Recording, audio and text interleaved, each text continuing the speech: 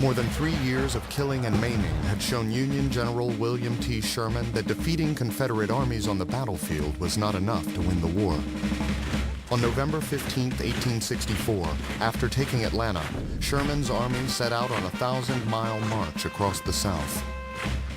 The general pursued a new strategy: to terrify Southern civilians and destroy their support for the war by bringing its brutality to their very doorstep.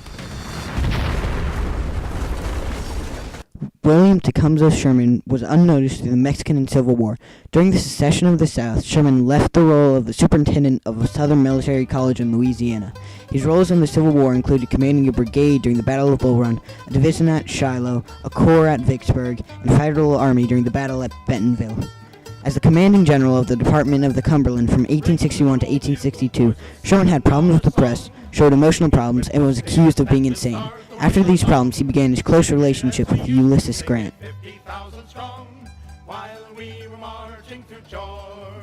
In 1864, President Lincoln appointed the hero of Vicksburg, Ulysses S. Grant, as the commander of all Union armies. At this time, Grant appointed Sherman as the commander of the Military Division of Mississippi. These men shared a belief in total war and fighting against civilians in order to destroy the will of the people that was fueling the war, as well as to cut off the Confederacy supplies that were produced by the people. To gain control of the South, Sherman wanted to occupy the Southern Transportation Center of Atlanta. He succeeded in doing this on September 2, 1864. In response, the Confederate Army attempted to cut the Union's railroad supply line. Sherman responded to this by abandoning his supply line and marching southeast through Georgia to the sea while living off of the land. Sherman's army left a path of destruction. Sherman justified his actions by explaining that he wanted Southerners to be so sick of war that generations would pass away before they would again appeal to it. He burned most of Atlanta and continued to the coast, eventually reaching the ocean and taking Savannah before Christmas. He then turned his troops north to help Grant. During their march through South Carolina in 1865, they created more devastation than they did in Georgia, burning almost every house. By the time they reached North Carolina, Sherman thought that the war was almost over, so he handed out victuals rather than burning home. Sherman was able to strike in the heart of the Confederacy.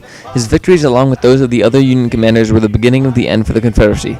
The campaign through Georgia effectively eliminated the region's economic usefulness to the Confederate cause, and most importantly was a controversial use of total war. With the election of 1864 approaching, Lincoln had heavy opposition from Democrats and from his own party. Lincoln's opponents were against the repercussions of the war and wanted more punishment for the Confederacy, and radical Republicans even formed a third party.